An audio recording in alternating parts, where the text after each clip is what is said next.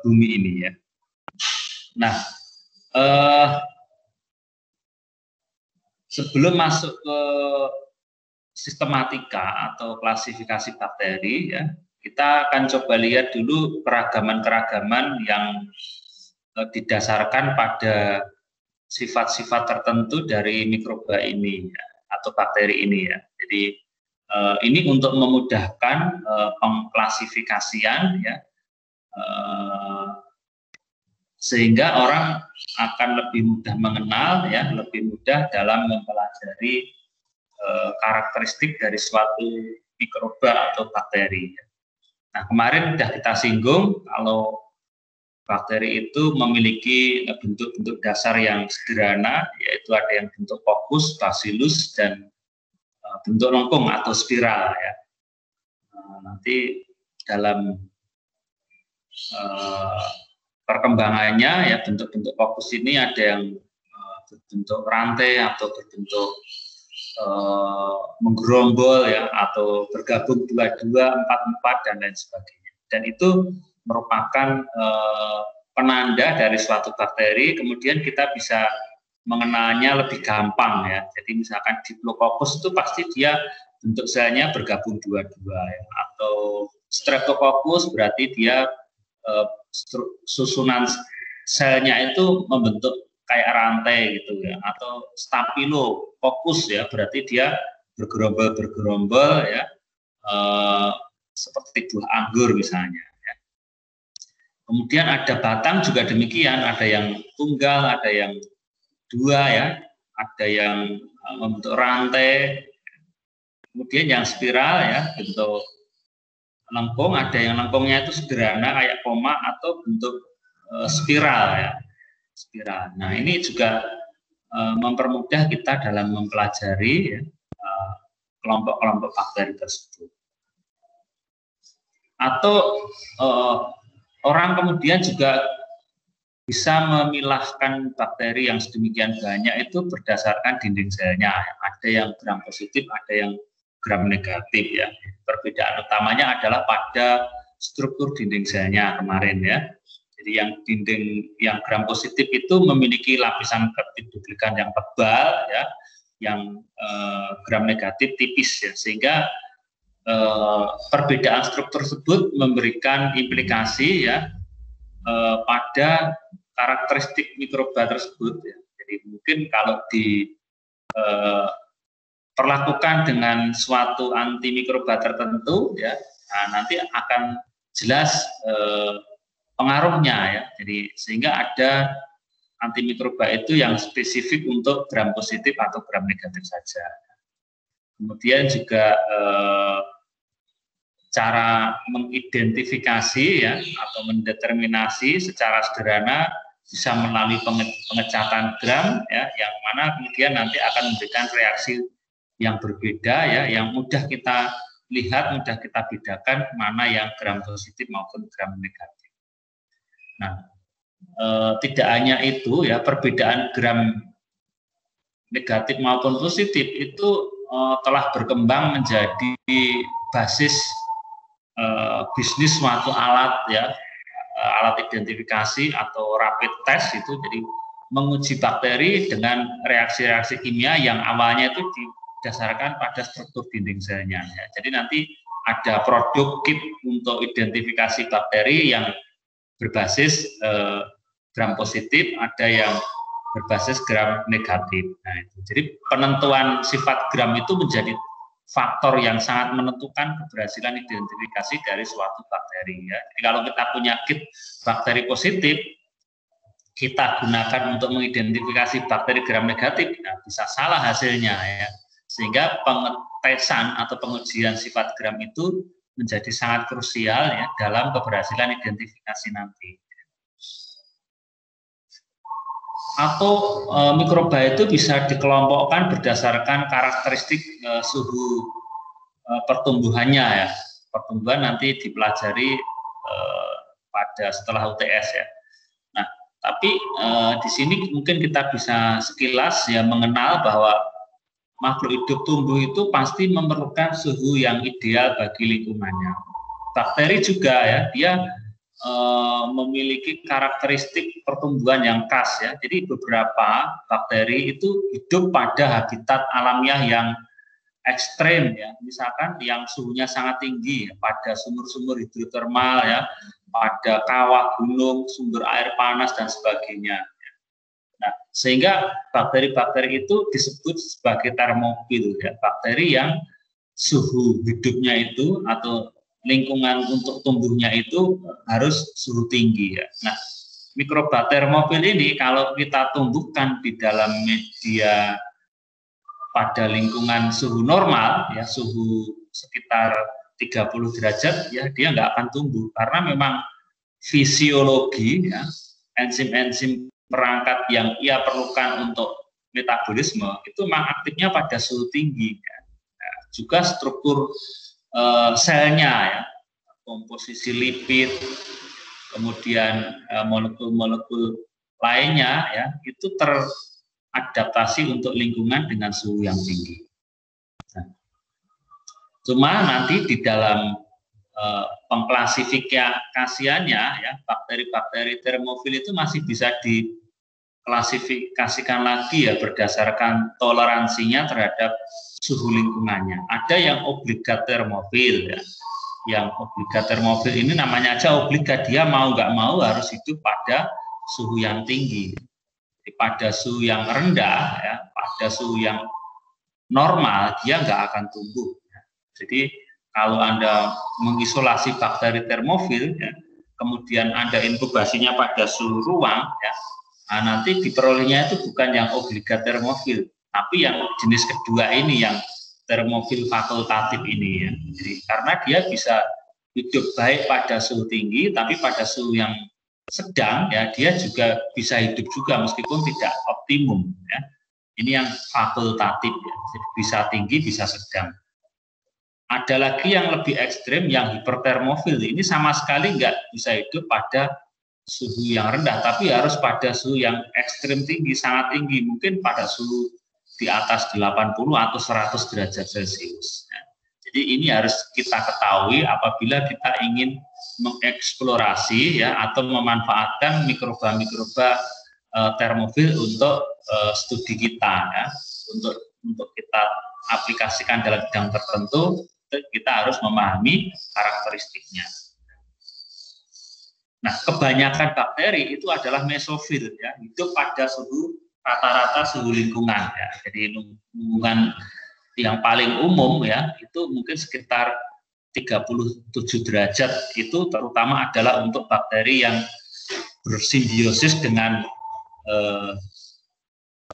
mamalia atau hewan berdarah panas pada umumnya termasuk manusia ya. Jadi bisa ditandai atau bisa menjadi karakteristik yang khas ya. Mikroba-mikroba patogen pada manusia atau hewan dia pasti memiliki suhu tumbuh yang optimal, nah, itu pada suhu 37 derajat Celcius ya. Jadi manusia itu kan tubuhnya suhunya sekitar 36-37. Nah, itu juga merupakan suhu optimum bagi mikroba mesofil tersebut. Nah, kebanyakan mikroba atau bakteri ya itu adalah kelompok yang mesofil ini. Suhu lingkungan untuk tumbuh optimal itu adalah suhu sedang ya. Jadi antara 20 sampai 45 derajat Celcius. Nah, kemudian pada lingkungan yang suhunya rendah ya, misalnya di kutub ya atau di dalam almari es, itu juga ada kelompok mikroba yang mampu tumbuh dengan baik di sana ya. Itu mikroba-mikroba yang disebut dengan sikrofil ya. Sikrofil itu kelompok mikroorganisme bakteri terutama ya yang hidup pada suhu rendah di bawah 20 derajat Celcius ya. Bahkan di dalam es dia juga bisa memiliki kemampuan untuk tumbuh. Kenapa dia punya kemampuan untuk tumbuh pada suhu rendah? Karena mereka memang punya suatu struktur ya, protein yang anti beku ya, yang titik bekunya itu rendah ya. Jadi pada kondisi yang suhu rendah tadi ya, enzim-enzim untuk metabolismenya itu tetap bisa bekerja dengan dengan baik. Nah, jadi ini mungkin merupakan objek kajian yang menarik juga ya tentang protein anti beku ini ya untuk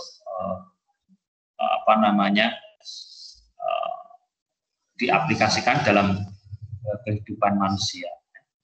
Jadi orang mungkin paling gampang ya bekerja pada mesofil ini ya, karena secara umum itu adalah lingkungan fisiologisnya ya. Jadi kalau kita menyimpan makanan di dalam almari es ya itu sebenarnya belum tentu aman juga, karena di dalam kenyataannya ada mikroba-mikroba tertentu yang hidup pada suhu rendah atau bagusnya pada suhu rendah. Atau berdasarkan kebutuhan akan oksigen ya untuk respirasi ya, itu bisa dikelompokkan, ada bakteri aerob ya, ada bakteri anaerob ya. Nanti ada anaerob fakultatif ya, ada mikroaerofil dan sebagainya. Itu harus paham ya sebagai seorang yang belajar mikrobiologi ya. Jadi kalau dikatakan organisme atau mikroba itu aerob ya, berarti dia membutuhkan oksigen bebas untuk metabolismenya ya.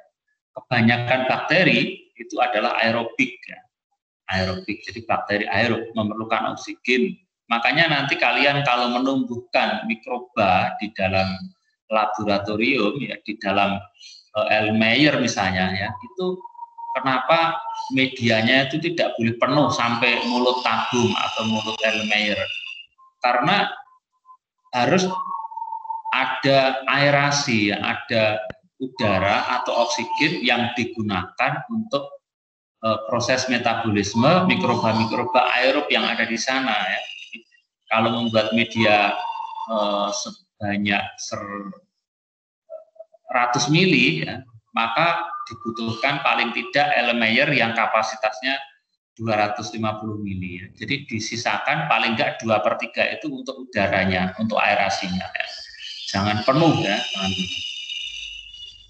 Kemudian yang anaerob obligat ya, itu mikroba yang tumbuh baik pada kondisi tidak ada oksigen di sana, tidak ada oksigen bebas di sana. Karena kehadiran oksigen bisa menginaktivasi ya, sejumlah enzim untuk metabolismenya. Jadi dia bisa mati kalau ada oksigen. Ya. Kalau ada oksigen mati dia. Ya. Karena keberadaan oksigen bisa mengganggu aktivitas enzim-enzim yang ada padanya. Ya. Ada yang anaerobik aerotoleran ya. Jadi ini sebenarnya anaerob tapi dia masih toleran ya dengan keberadaan oksigen untuk metabolismenya. Jadi dia lebih fleksibel. Ada yang fakultatif ya. Kalau fakultatif ini bisa hidup sama baiknya ya pada kondisi anaerob maupun pada kondisi aerob ya. Jadi dia lebih luas sifat metabolismenya. Ada oksigen ya oke, tidak ada oksigen ya oke, karena dia sudah mengembangkan sistem metabolisme untuk kedua lingkungan yang berbeda tersebut. Ada yang mikroaerofil ya, dia butuh oksigen tapi cuma sedikit saja. Jadi harus ada oksigen tapi nggak boleh tinggi-tinggi. Itu yang mikroaerofil. Jadi kalau ada oksigen banyak, ya dia akan terganggu kehidupannya. Ya.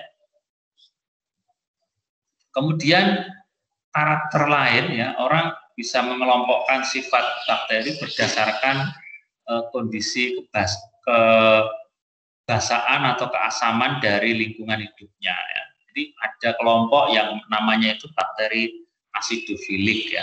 Jadi dia tumbuh senang atau tumbuh baik pada lingkungan dengan pH rendah. Ya. Jadi misalnya di dalam lambung itu ada bakteri Helicobacter pylori ya.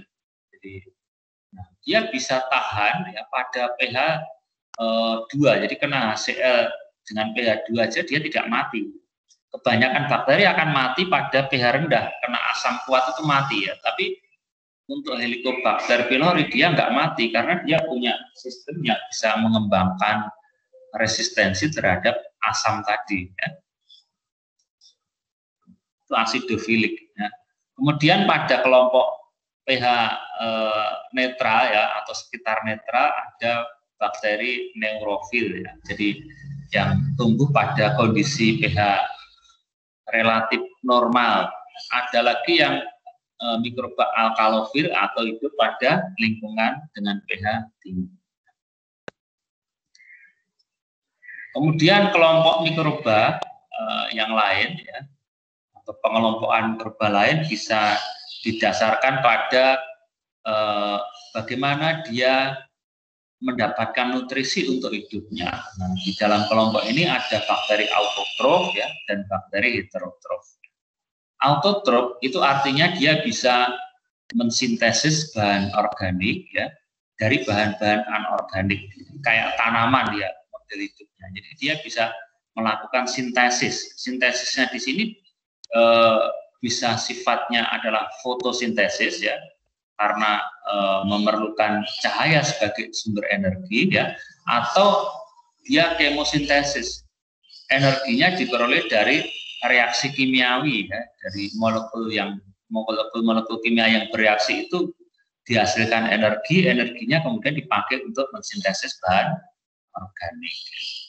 Kemudian ada yang sifatnya itu heterotrof.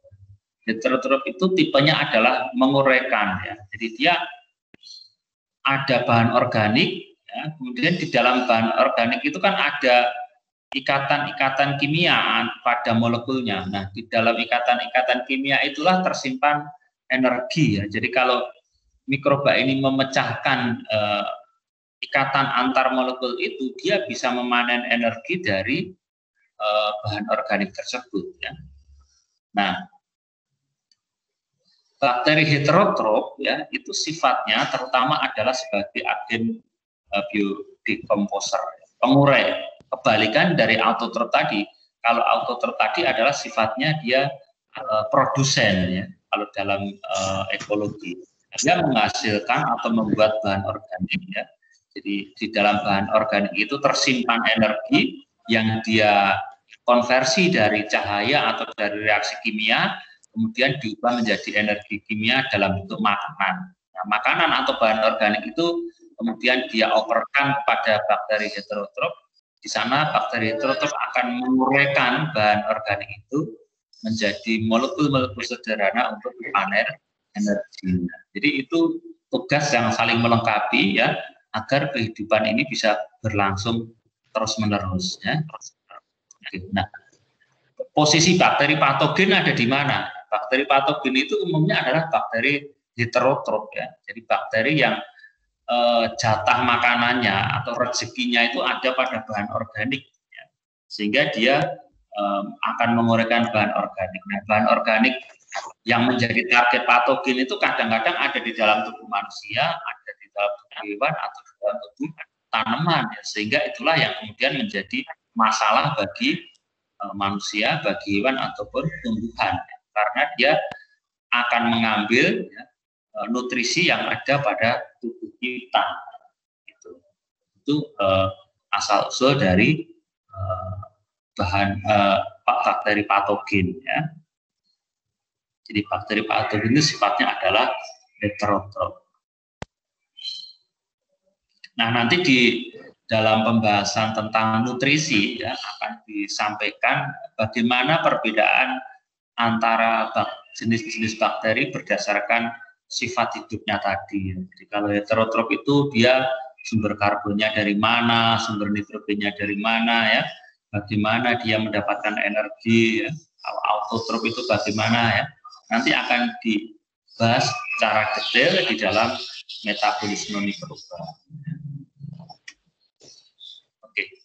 Nah, sekarang kita akan masuk ke dalam suatu sistem taksonomi ya untuk bakteri ya. Jadi ini bukan berarti materi ini nanti harus dihafal ya. Jadi ini cukup sekedar tahu bagaimana sebenarnya sangat beragamnya bakteri yang ada di bumi ini, yang terutama yang sudah dikenal oleh orang ya. Dan yang belum dikenal tentu itu jauh lebih banyak ya. Jadi ini di awal kuliah pernah saya tampilkan ya, bagaimana ini adalah suatu gambaran dari domain kehidupan yang ada di bumi sekarang ini ya. Jadi kelompok organisme atau makhluk hidup di seluruh permukaan bumi ini kalau di klasifikasikan, kelompok-kelompokan ya, berdasarkan kronometer yang tertentu, yaitu dasarnya adalah sekuen dari 16 sRNA, maka akan ada 3 sistem kehidupan, 3 domain kehidupannya, yaitu domainnya bakteria atau prokariota, ya, domainnya archaea, dan domainnya eukariota. Nah, kita lihat bakteri yang segini banyaknya ini ya, ini tentu jauh lebih besar dari keragaman hewan atau keragaman tumbuhan atau jamur ya. Karena ini adalah merupakan satu pohon sendiri. Kalau hewan, tanaman, dan jamur mungkin masing-masing hanya merupakan rantingnya saja. Nah, kita bakteri yang sedemikian banyaknya ya, tentu kalau dipelajari apalagi dihafalkan ada sesuatu yang sangat susah ya. Nah, sehingga kita mungkin nanti bisa mengenal ya, untuk detailnya bisa dikembangkan sendiri berdasarkan minat Anda masing-masing.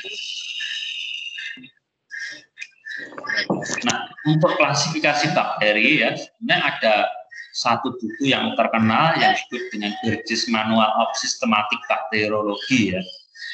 Jadi atau Burgess Manual of Determinative Bacteriology. Jadi yang pertama, yang Burgess Manual of Systematic Bacteriology itu ya, itu merupakan pengklasifikasian bakteri yang didasarkan pada evolusi ya.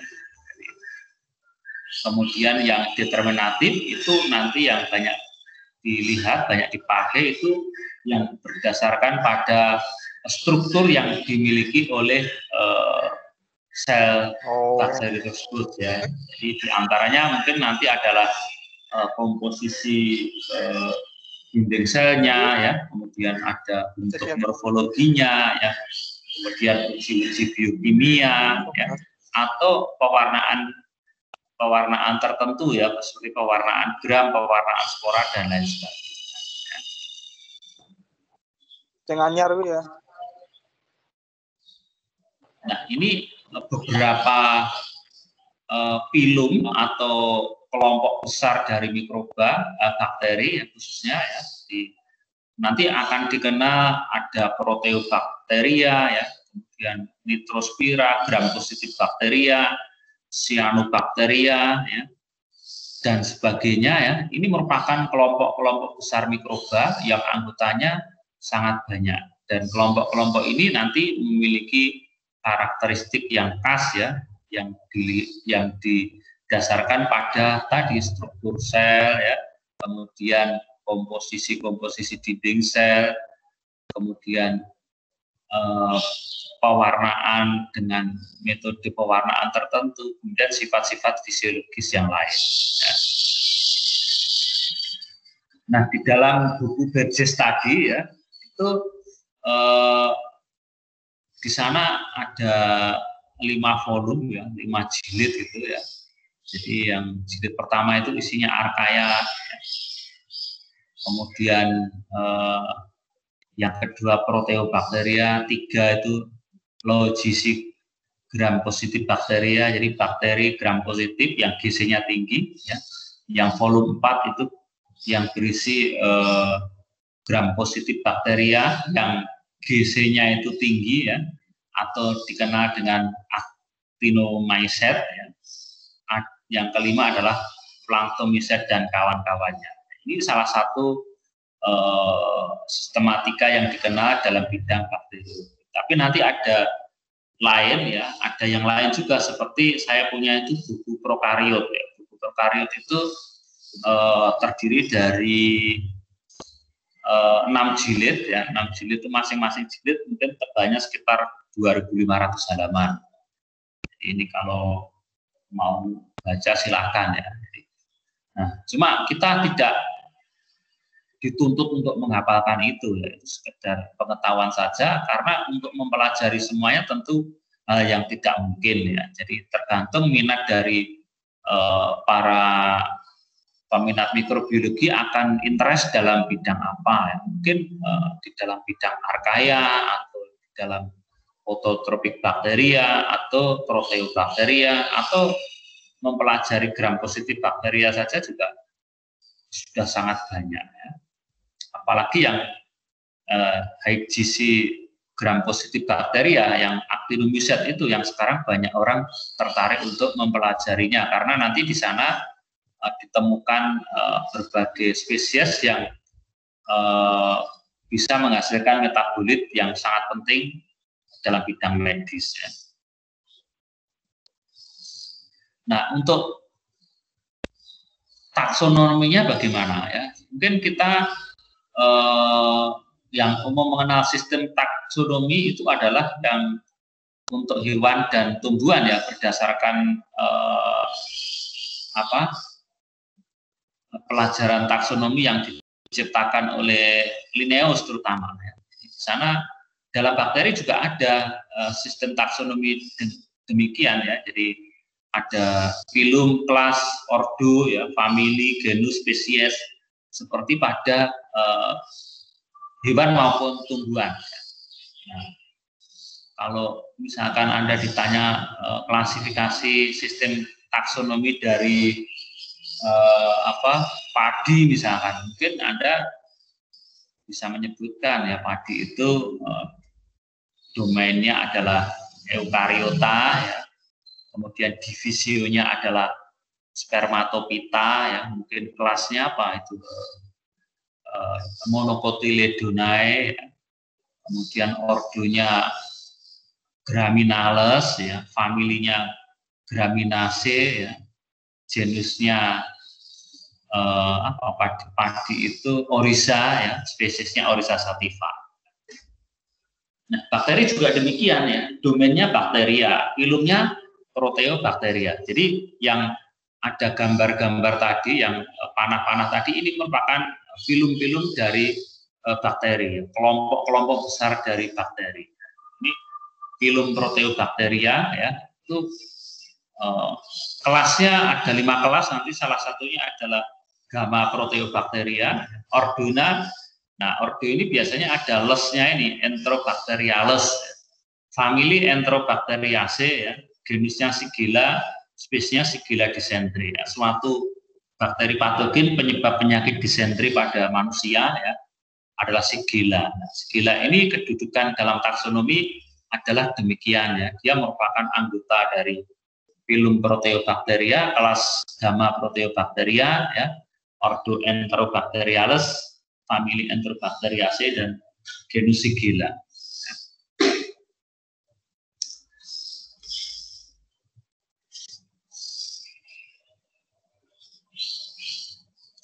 Nah, ini kalau ini menurut bukunya si Burgess tadi ya, yang membagi prokariot menjadi 5 jilid tadi ya. Jadi yang dinding selnya itu berupa pseudomurein ya, dia masuknya archaea ya. Kemudian yang dinding selnya peptidoglikan dia bakteria. Bakteria itu ada gram negatif, ada gram positif ya. Gram negatif ada proteobakteria ya. Kemudian non proteobakteria. Jadi proteobakteria yang satu filum tadi itu ternyata anggotanya banyak ya, dia setara dengan yang kelompok non proteobakteria ya. Jadi satu filum sendiri itu anggotanya sangat banyak nih, sangat besar ya, proteobakteria ini. Jadi sehingga kalau ditulis tuh menjadi satu jilid sendiri, kemudian sisanya satu jilid. Kemudian yang gram positif itu ada 2 kelompok juga, masing-masing jadi satu jilid, yaitu yang low GC bakteria dan high GC bakteria ya. Yang low itu yang kayak Bacillus ya, Clostridium. Nah, kalau yang high GC ya itu yang actinomycet ya. Di sana ada Streptomyces, Mycobacterium, ya, kemudian Corynebacterium dan lain sebagainya. Nah, ini kita akan coba lihat nanti, ini tidak semuanya ya, tapi hanya beberapa contoh ya bakteri-bakteri yang sudah banyak dipelajari ya oleh orang ya, maksudnya oleh beberapa ahli, dan kemudian sudah banyak diketahui peranannya dalam kehidupan manusia ya, baik peranan yang positif maupun peranan yang negatif ya. Oke. Nah, yang pertama adalah Phylum Proteobacteria ya. Jadi ini umumnya adalah merupakan kelompok gram negatif bakteria. Nah, di sini ada 5 kelas ya, dikenal 5 kelas ya. Mungkin nanti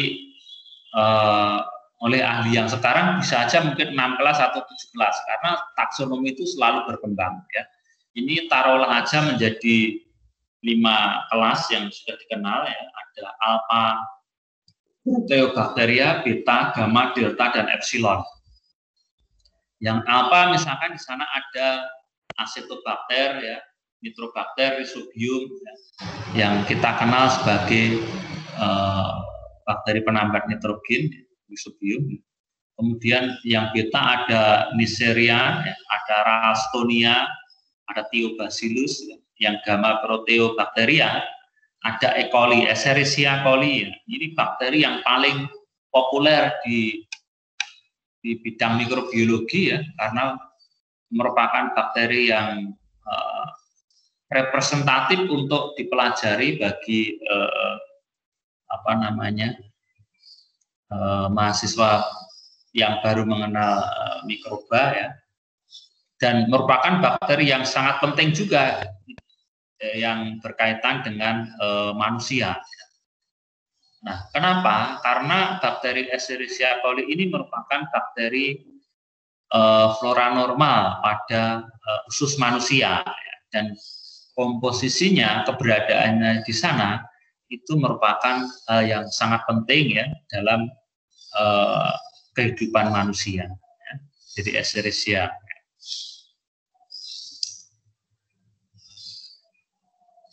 Kemudian yang delta Proteobacteria ada Aeromonas, ya, ada Myxobacteria, ya.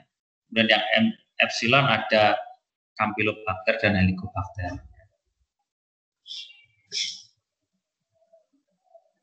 Ini contoh lebih detail lagi ya tentang kelompok jenis-jenis bakteri yang termasuk di dalam Proteobacteria. Ya. Jadi ada alpha, ada beta, gamma, delta, dan epsilon. Ya.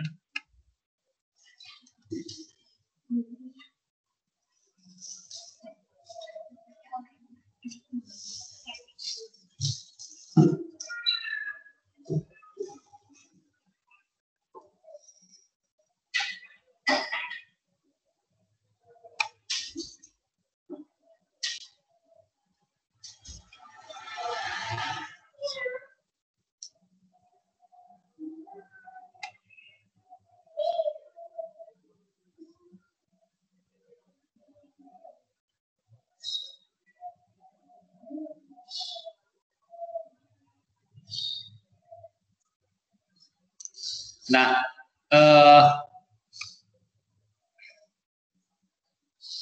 di dalam Phylum Proteobacteria ya, nanti ada beberapa kelompok tadi ya.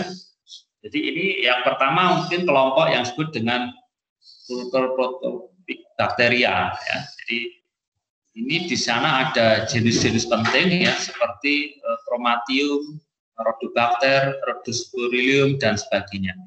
Jadi karakteristik dari kelompok bakteri ini itu merupakan bakteri yang fototrop. Ya. Jadi fototrop tadi di atas kita singgung ya, dia merupakan bakteri autotrop ya, termasuknya autotrop karena dia bisa mensintesis bahan organik dari bahan anorganik dengan memanfaatkan sumber energi berupa cahaya matahari. Jadi ini isinya adalah kelompok-kelompok yang mampu berfotosintesis. Cuma bedanya dengan fotosintesis tanaman ya, dia fotosintesisnya adalah anoksigenik ya. Jadi berfotosintesis tapi tidak menghasilkan oksigen ya. Ini berbeda dengan pada tanaman atau pada alge. Kalau pada tanaman dan alge fotosintesisnya menghasilkan oksigen ya, tapi ini enggak. Makanya kelompok ini disebut juga sebagai anoksigenik fotosintetik bakteria.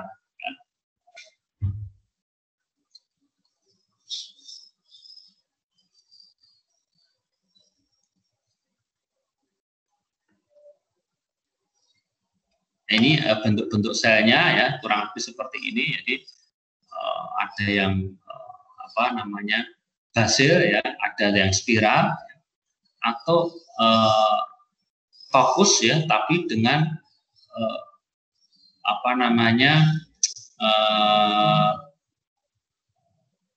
formasi yang cukup unik ya. Jadi dia bergerombol membentuk jumlah-jumlah tertentu dari sel-sel bakterinya. Ya. Ini contoh-contoh dari sel bakteri tersebut. Nah, untuk mempelajari bakteri yang fotosintetik anoksigenik tadi ya, ini ada teknik yang cukup sederhana yang kemudian disebut dengan kolom Winogradsky ya. Jadi kalau kita memasukkan lumpur ya ke dalam tabung ya, pipa kaca gitu ya, kemudian itu kita padatkan, kita tutup dengan rapat ya. Lumpur yang tadinya warnanya hitam ya nanti akan berubah warna ya sesuai dengan dinamika populasi mikroba yang ada di sana ya. Jadi nanti akan ada perubahan warna yang unik ya. Jadi mungkin tadinya hitam pekat karena bakteri yang heterotrof ya, pengurai bahan organik akan bekerja untuk menguraikan bahan organik yang di sana ya. Kemudian setelah itu disusul pertumbuhan dari bakteri fotosintetik anoksigenik ya, dari kelompoknya bakteri ini tadi ya. Kemudian nanti warnanya itu akan berubah menjadi merah dan sebagainya karena pigmen-pigmen yang dihasilkan oleh kelompok bakteri fotosintetik ini. Nah, kemudian nanti terakhirnya adalah hijau yang tidak lain adalah pertumbuhan dari cyanobacter ya, atau alga hijau biru. Jadi ini juga bakteri tapi bakteri yang fotosintetik oksigenik. Nah, evolusi bumi itu diperkirakan kurang lebih seperti itu ya. Jadi munculnya bakteri munculnya kehidupan di bumi itu dikarenakan adanya produksi oksigen ya dari bakteri fotosintetik yang cyanobacter tadi. Sehingga lingkungan bumi menjadi aerob dan memungkinkan organisme-organisme heterotrof itu bisa tumbuh di sana.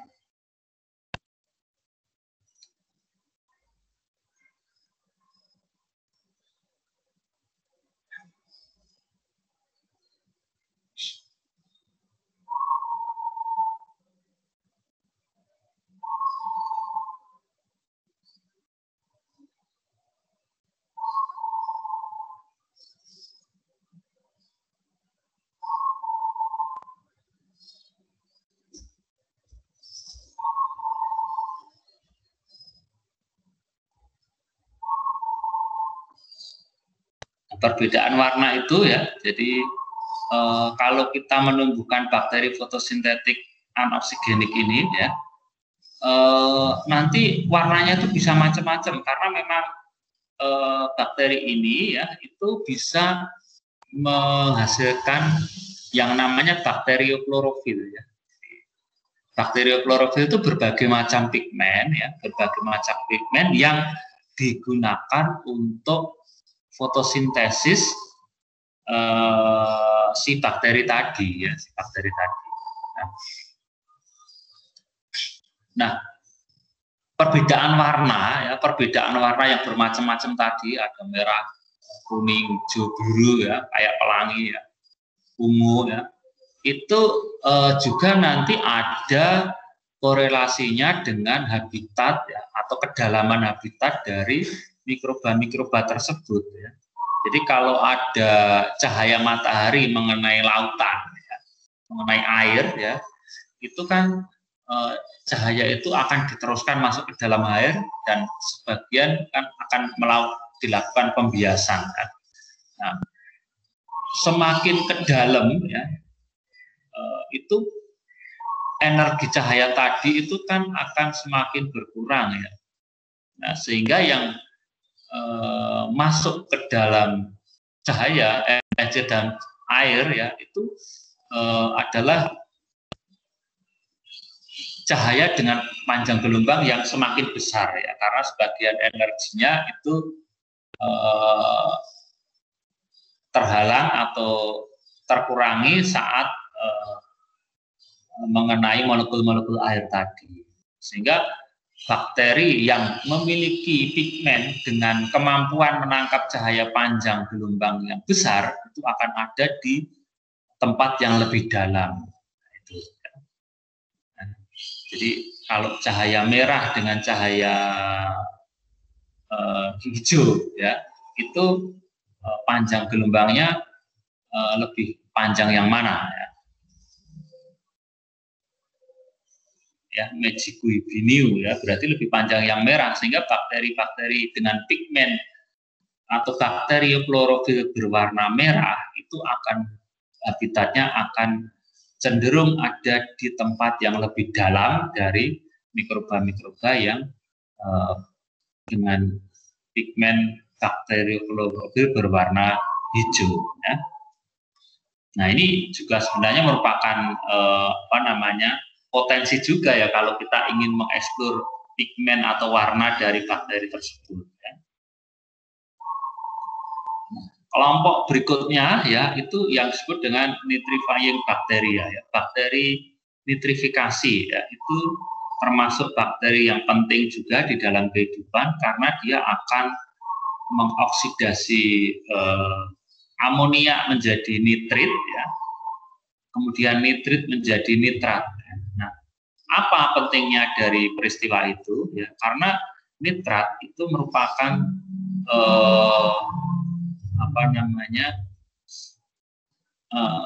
salah satu molekul nitrogen yang bisa diserap oleh tanaman. Ya. Jadi tanpa adanya bakteri ini, maka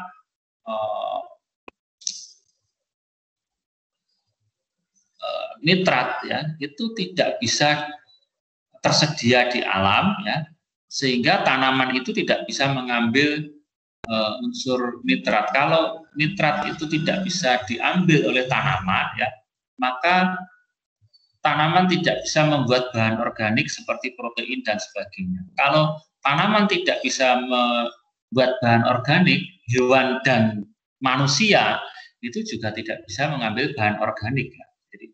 Hewan dan manusia itu tidak bisa mengambil unsur nitrogen dari lingkungan, dari udara, sehingga sangat tergantung dari peristiwa nitrifikasi ini. Nah, bakteri yang terkenal adalah Nitrosomonas maupun Nitrobakter. Ya.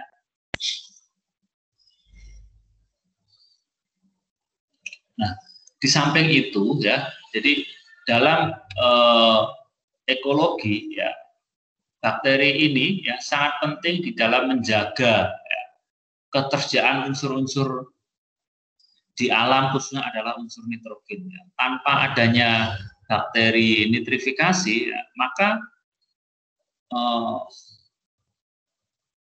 penguraian protein hanya berhenti pada amonia saja, ya. Dan ini tidak bisa diserap kembali oleh tanaman, ya, sehingga apa? Sehingga ya akan siklus nitrogen akan berhenti. Kalau berhenti ya berarti kehidupan ini juga akan berhenti.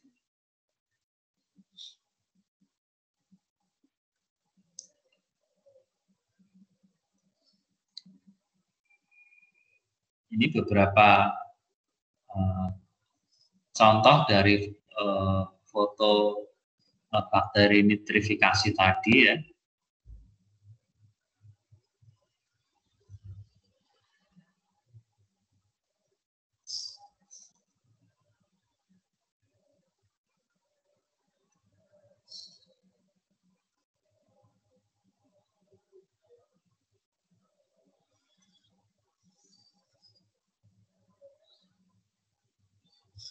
Ya, jadi bakteri nitrifikasi itu ada dua kelompok besar karena peristiwa nitrifikasi itu sendiri ada dua tahap ya.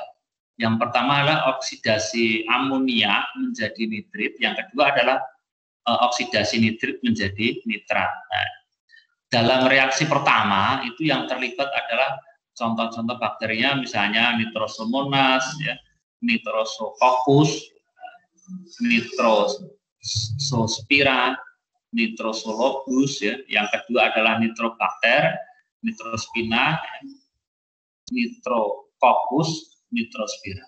Ya.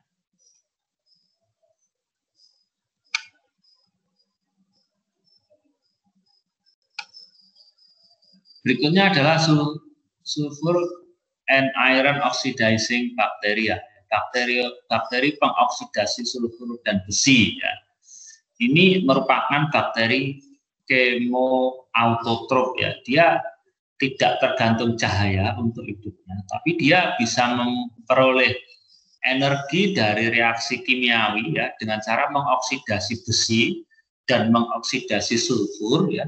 Nah, dari energi yang dihasilkan itu dia kemudian mensintesis bahan organik ya. Jadi kalau Anda ke lokasi sumber air panas yang ada belerangnya ya, seperti di Gedong Songo ya, di mana kawah-kawah Dieng misalnya, akan banyak dijumpai bakteri pengoksidasi sulfur dan besi ya. Dia hidup pada pH yang rendah sehingga dia termasuk asidofil ya.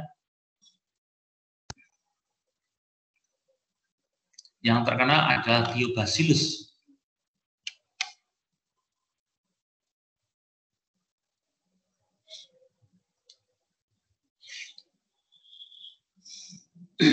Nah, kalau Anda ingin meneliti bakteri ini, ya, ini medianya cukup sederhana aja ya. Jadi yang penting dia ada air ya, kemudian ada sumber besi ya, atau sumber sulfat ya, sudah. Ya.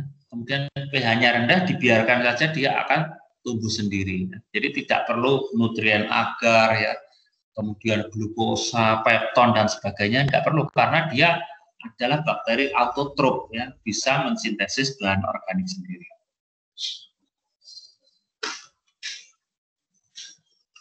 Kemudian kelompok hidrogen oxidizing bacteria, ya, bakteri pengoksidasi hidrogen ya. Ini misalnya Ralstonia dan Paracoccus.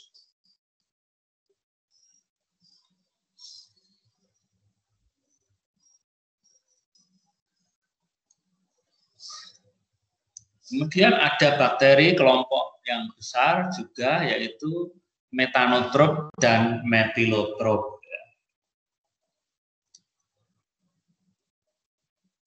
Jadi ini bakteri pembentuk yang menggunakan metan dan menggunakan metil ya. Nanti ada kebalikannya yaitu metanogen dan ya metanogen ya. Beda lagi. Jadi ini menggunakan metan sebagai sumber karbon. Gas metan CH4 yaitu atau gas rawa itu merupakan salah satu gas yang jumlahnya besar di alam ya, yang dihasilkan oleh bakteri metanogen ya. Jadi pada kondisi-kondisi tanah-tanah rawa yang selalu tergenang ya, seringkali ada gelembung gas yang besar yang keluar dari dalam, itu tidak lain adalah gas metan yang dihasilkan oleh bakteri metanogen. Biogas itu juga gas metan sebenarnya yang dihasilkan oleh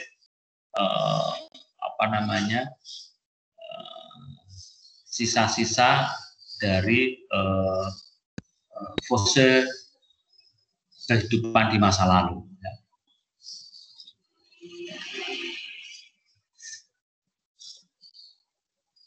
Nah, gas metan yaitu di dalam kehidupan modern ini dianggap sebagai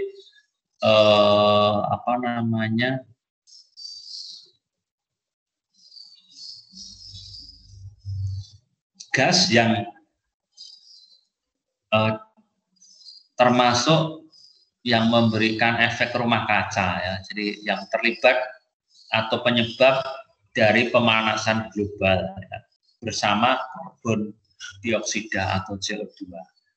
Nah, sistem pertanian di Indonesia ya umumnya sawah-sawah itu selalu tergenang. Kemudian banyak danau-danau dan sebagainya. Nah, itu diklaim ya sebagai salah satu penyebab dari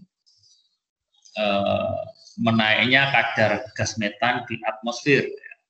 Nah, sehingga apa? Sebagai orang yang belajar mikrobiologi dengan memahami metabolisme mikroba ya, kita bisa memanfaatkan bakteri metanotrop maupun metilotrop ini untuk mereduksi keberadaan gas metan. Karena bakteri metanotrop ini makanannya itu berupa metan ya. Jadi gas metan atau metan ya itu bisa dikonversi oleh bakteri metanotrop itu menjadi suatu bentuk pertumbuhan dia atau bentuk untuk menghasilkan metabolit tertentu. Ya. Jadi makanannya bakteri metanotrop ini adalah metan. Ya.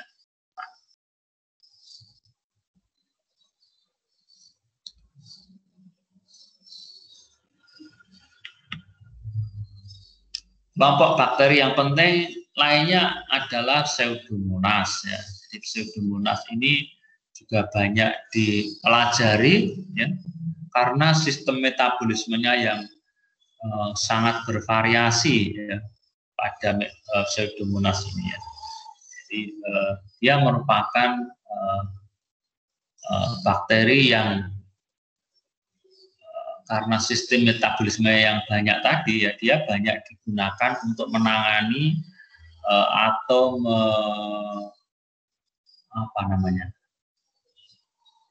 mengatasi ya senyawa-senyawa xenobiotik. Senyawa-senyawa xenobiotik itu senyawa yang disintesis oleh manusia yang secara alamiahnya itu nggak ada ya, seperti plastik misalkan ya, pestisida, ya, herbisida, ya, senyawa-senyawa toksik itu aslinya kan nggak ada di alam, tapi karena disintesis oleh manusia secara kimiawi ya, maka keberadaannya itu bisa berakibat tidak baik pada lingkungan dan kehidupan. Nah, karena kelompok Pseudomonas tadi itu punya kemampuan metabolit yang tinggi ya, nah dia banyak digunakan peluangnya untuk menguraikan kembali ya senyawa-senyawa xenobiotik tadi. Sehingga bakteri Pseudomonas ini juga banyak dikenal ya di kalangan mikrobiologis.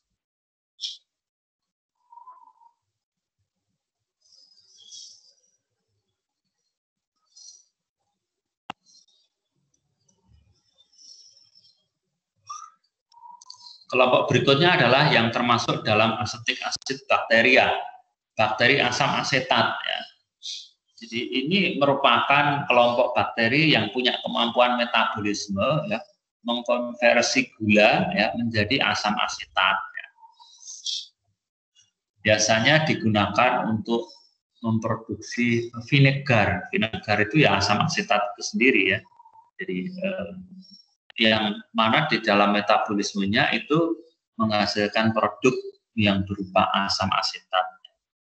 Nah, kalau kita makan nata de coco itu merupakan contoh salah satu hasil kerja dari asetik asid bakteria. Ya. Jadi, dari jenis Acetobacter psilinum. Jadi Acetobacter namanya pasti pakai Acetobacter.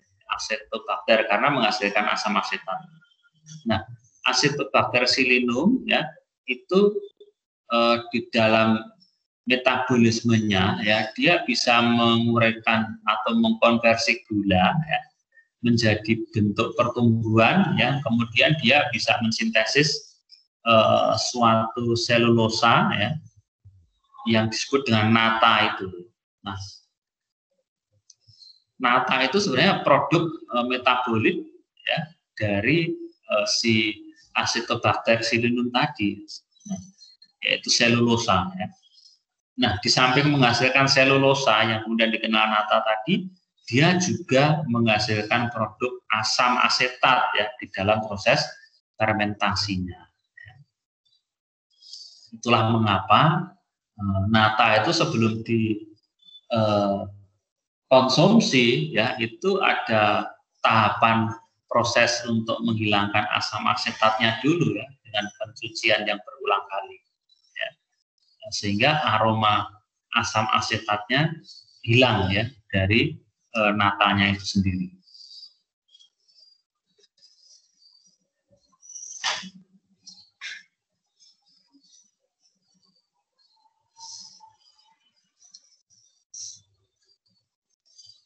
Kelompok penting lainnya adalah free living aerobic nitrogen fixing bacteria atau bakteri penambat nitrogen yang non simbiotik yang dia hidup bebas di alam ya. Jadi nanti bakteri nitrogen fixing bacteria, bakteri penambat nitrogen itu ada dua kelompok besar, yaitu yang hidupnya simbiotik ya berasosiasi dengan tanaman atau yang hidup bebas di habitatnya di tanah misalnya ya. Nah, ini yang bebas itu contohnya yang terkenal adalah Azotobacter dan Azomonas. Nah, dia bisa memfiksasi atau memanen oksigen ya dari atmosfer secara aerobik ya. Jadi dia pada kondisi ada oksigen dia hidup baik dan bisa memanen nitrogen. Nah, ini berbeda dengan Rhizobium ya. Rhizobium itu bisa memanen oksigen nitrogen pada kondisi anaerob sehingga dia harus tinggal di dalam bintil akar ya. Nah, di dalam bintil akar itu ada suatu sistem yang bisa melindungi dia dari serangan oksigen ya. Makanya dia harus bersimbiosis dengan tanaman.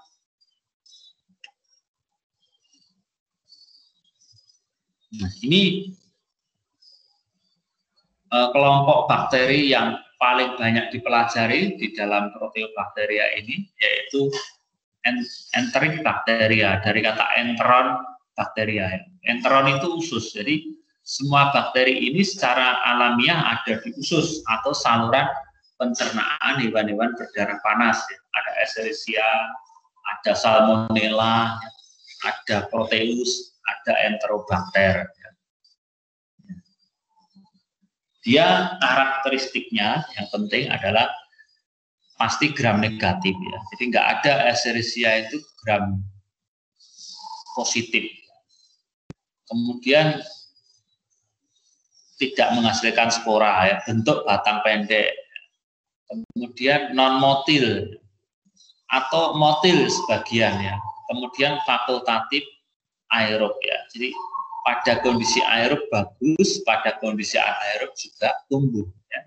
Kemudian oksidasinya negatif dan lain sebagainya. Jadi yang paling terkenal adalah Escherichia coli.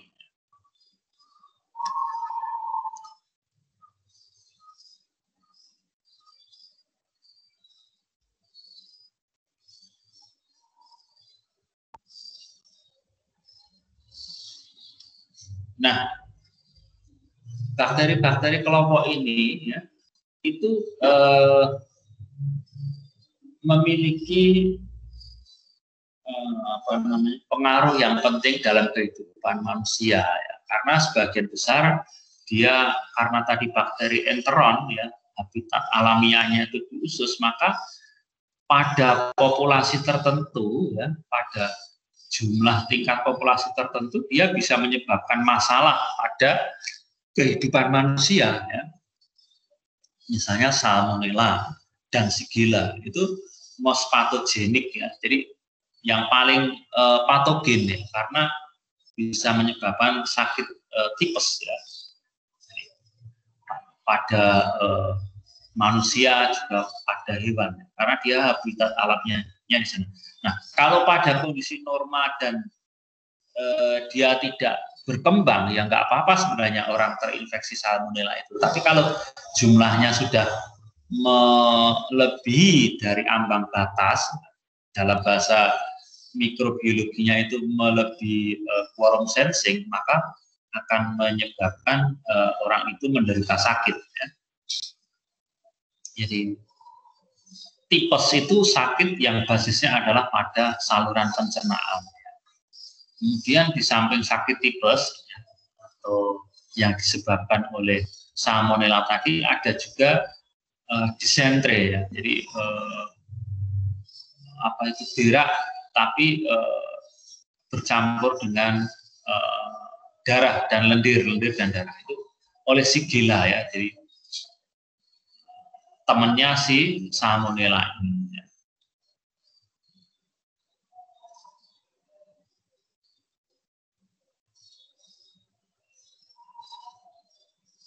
Kelompok yang lainnya adalah ya meskipun ini kurang populer ya, sekedar tahu saja dia bakteri yang punya apa namanya stalk ya, jadi gading pembentuk tunas ya, jadi seolah-olah dia membentuk tangkai ya, tangkai dari sel bakterinya itu. Ini yang Rickettsia ya, arthropod. Jadi ini bakteri yang menyerang serangga. Ya. Ini juga kurang populer.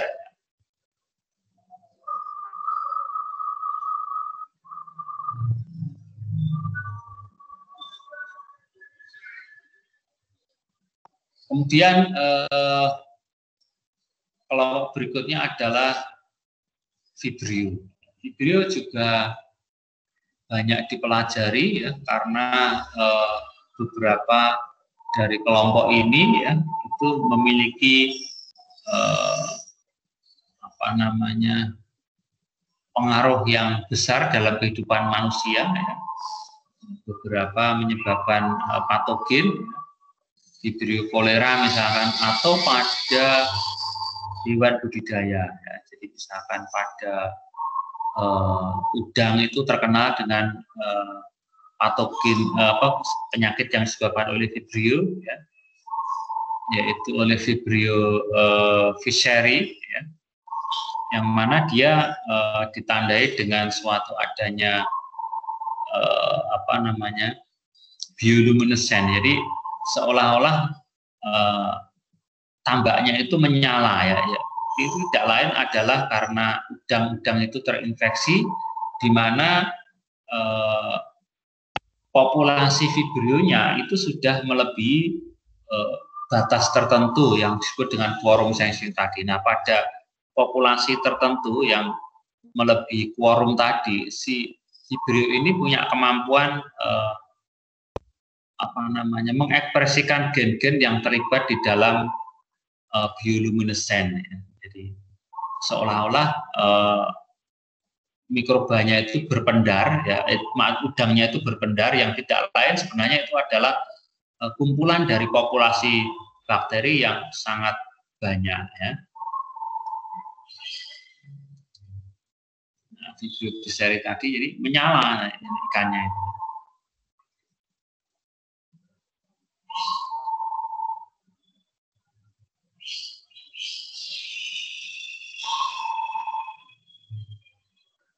Ini bakteri bentuk Vibrio ya, Magnetospirillum ya. Ini bakteri yang pembentuk magnet ya, pada apa namanya selnya ya. Jadi nanti yang tertarik ke geomagnetik bakteria ya silakan ini mempelajari ini.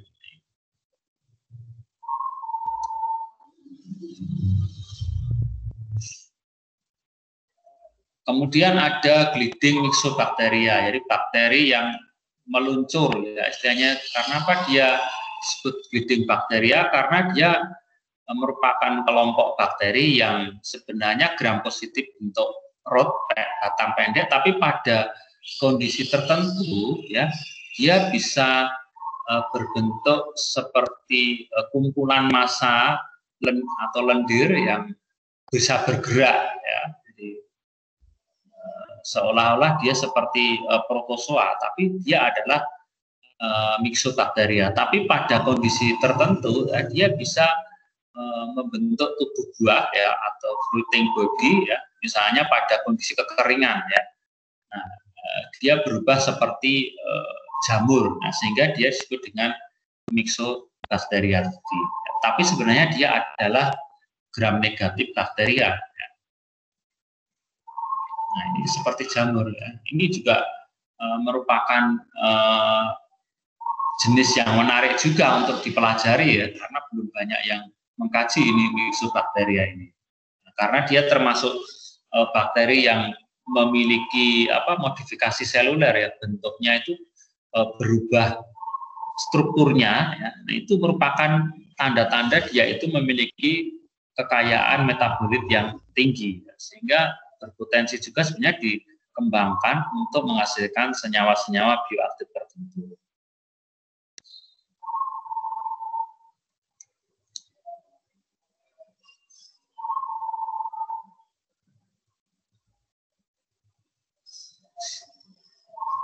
Berikutnya adalah SRB, ya, sulfat reducing bacteria. Ya. Ini bakteri-bakteri pereduksi sulfat. Ya. Di antaranya adalah Desulfovibrio, Desulfobacter, ya, Desulfurmonas, dan lain sebagainya.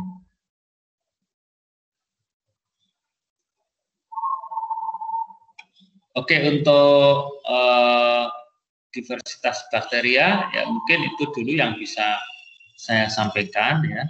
Jadi sebenarnya masih ada banyak sekali yang materi dari diversitas bakteri ini, ya. Tapi ini kita ambil beberapa yang cukup penting yang dikenal pengaruhnya di dalam kehidupan manusia.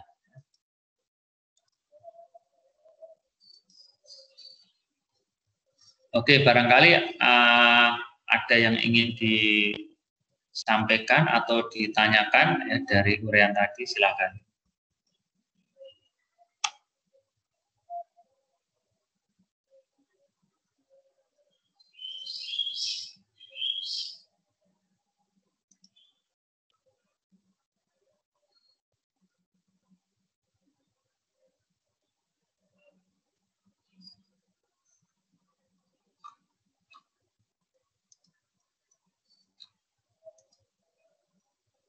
Suci Diva hadir?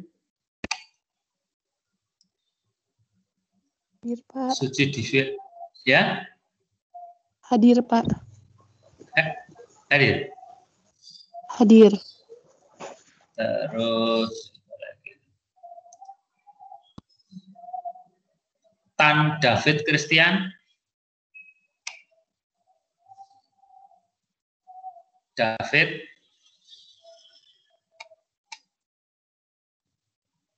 Nggak ada, ya. Haniatul? Hadir? Hadir.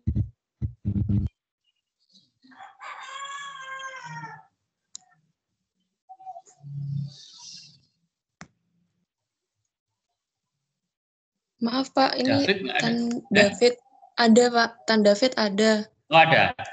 Oke. Mungkin ya, mungkin mic-nya nggak bisa. Ya, memang problemnya gitu, ya. Jadi ini hari ini semua hadir, ya. Ada 70.